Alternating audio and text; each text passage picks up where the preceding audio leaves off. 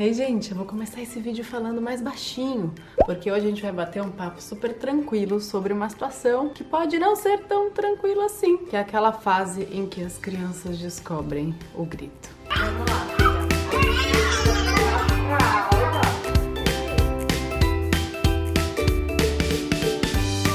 Essa é uma daquelas situações que ninguém chega assim te falando muito, né? Quando a gente tá conversando sobre maternidade, tipo, olha, viu? Vai chegar um momento em que seu filho vai gritar. E vai gritar muito. Mas te ajuda se eu aqui, mãe, te disser que isso daí é totalmente normal, mesmo não se falando muito sobre. E hoje aqui no canal a gente vai ter a psicóloga Melina para ajudar a gente com esse assunto. Já que é uma fase tão normal, Melina, explica pra gente por que ela acontece, o que é que tá por trás do grito. Bom, Ju, as crianças começam a gritar, ter o auge do grito, mais ou menos entre torno de 1 ano e meio, 2 anos. Elas gritam porque elas estão testando o tom de voz delas, experimentando esse alto, baixo e o quanto que elas têm habilidades vocais, né? É um processo de aprendizagem da criança. É o momento que eles estão aprendendo tudo. Um outro ponto importante é a comunicação, né? Então as crianças elas não sabem se comunicar direito. Eles estão em processo de aprendizagem da fala, estão aprendendo a se expressar seus sentimentos. Então, muitas vezes elas gritam porque elas querem alguma coisa, elas têm as vontades, desejos e até frustrações. Então, quando elas não querem também, elas gritam. Pois bem, a gente tá passando bem por esse momento, eu acho que da Anneli testar o alcance vocal dela, conhecer a própria voz, conhecer outras formas de pôr a voz pra fora, além do que ela acaba repetindo alguns comportamentos, né? Que ela vê na escola, que ela vê à volta dela. Então já aconteceu numa viagem de ter uma amiguinha um pouquinho mais velha de falar, não, é meu! E ela começou a repetir essa frase, não, é meu, pra qualquer coisa. E aí assim, tem muitas formas da gente reagir com isso. Eu sei que às vezes a gente fica à flor da pele porque cansa, mas a maternidade é isso mesmo, muitas coisas vão deixar a gente com a paciência, quase chegando no limite. Mas é importante a gente lembrar que autorregulação e autocontrole são construídos. São habilidades que eles precisam desenvolver que não vêm de fábrica. Então, pelo menos aqui, eu procuro conversar muito com ela, explicar, filha, você pode se comunicar de outros jeitos, você não precisa gritar para conseguir o que você quer, a gente tá aqui com você, você pode falar, usar um tom de voz mais baixo. E a gente vai seguindo nessa conversa e eu percebo que por menores que eles sejam, às vezes a gente acaba falando, mas não vai entender. É importante ter essa conversa. Muitas vezes é essa conversa que faz a gente ganhar mais tempo, de respirar mais fundo e se acalmar também.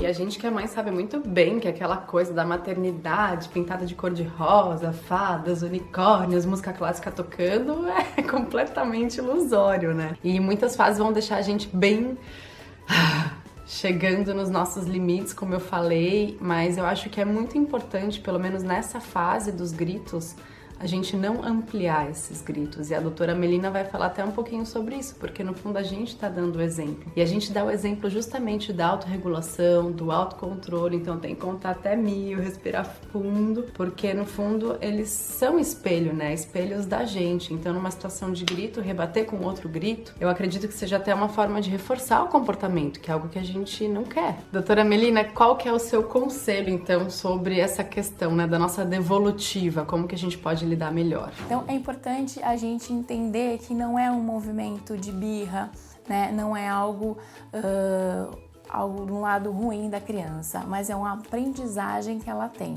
é um aprendizado. Então ela aprende que gritando ela consegue algo, ou ela não quer algo. Então muitas vezes quem reforça esse comportamento? Muitas vezes é o adulto. Por quê? Porque no momento que ela grita, quero um brinquedo na prateleira.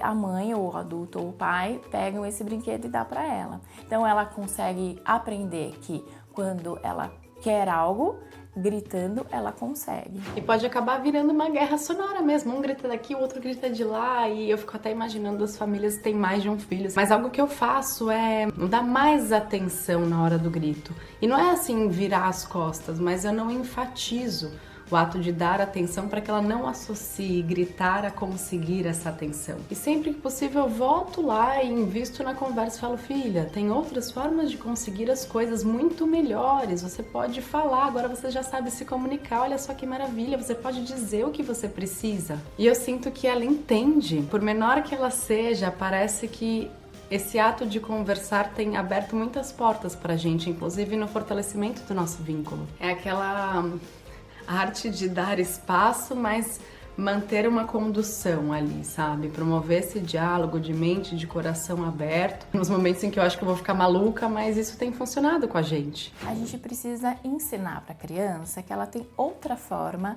de expressar os sentimentos dela e as vontades. Como é que a gente faz isso? As crianças pequenas, é importante ir conversando com ela com um tom de voz baixo e não atendendo a solicitação dela. Então, se ela grita e quer o brinquedo, não dê o brinquedo. Então, converse com ela e nomeie o que ela quer, porque ela está no processo de aprendizagem também das palavras, então nomeie o que ela quer de um tom de voz tranquilo. Ou então você muda o foco, que você percebe que é um grito fora do contexto, você muda o foco. Coloca ela para brincar em outra situação, ou leva ela para algum lugar, enfim, muda o foco da situação. Um outro ponto importante que a gente precisa prestar atenção é o quanto nós adultos também gritamos quando a gente está com raiva, quando a gente está eufórico. Então, assim, a criança, ela pega o exemplo do adulto, ela imita, ela aprende através da imitação. Então, se você grita, tem o costume de gritar em casa, com certeza ela vai imitar você. Num parque, num recreio, as crianças gritam e elas podem gritar, elas podem expressar, né, os sentimentos dela através do grito. Mas tem formas e lugares para isso e a gente precisa ensinar as crianças, né, nesse sentido. Tem momentos que elas não precisam gritar e tem momentos e tem locais para isso. Quando a criança tem uma idade mais avançada e ela grita e você percebe que isso está atrapalhando a rotina da família e da própria criança, acredito que seja importante fazer uma avaliação auditiva, porque a criança pode não estar ouvindo. Então, por exemplo, se a criança não ouve, tem alguma alteração auditiva, ela grita, porque ela não está ouvindo.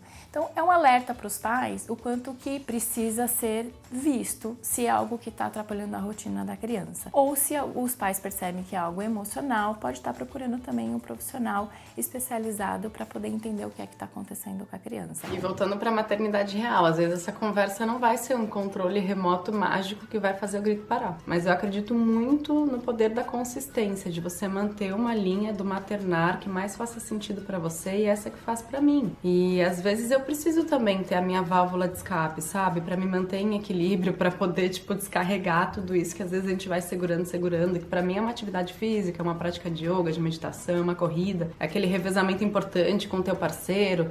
Então, o pai fica com ela e faz as coisas que têm que ser feitas em casa, enquanto eu saio e também vou me cuidar, vou dar uma corrida, sabe? 20 minutinhos, 10 minutinhos que você tiver para poder cuidar de você, porque no fundo, para que tudo flua, é importante que a gente esteja bem. E muitas vezes no fim do dia a gente tá em cacos, né? A gente tá destruída, a gente tá cansada. Então, na medida do possível, se lembrar de fazer essa manutenção do nosso próprio bem-estar.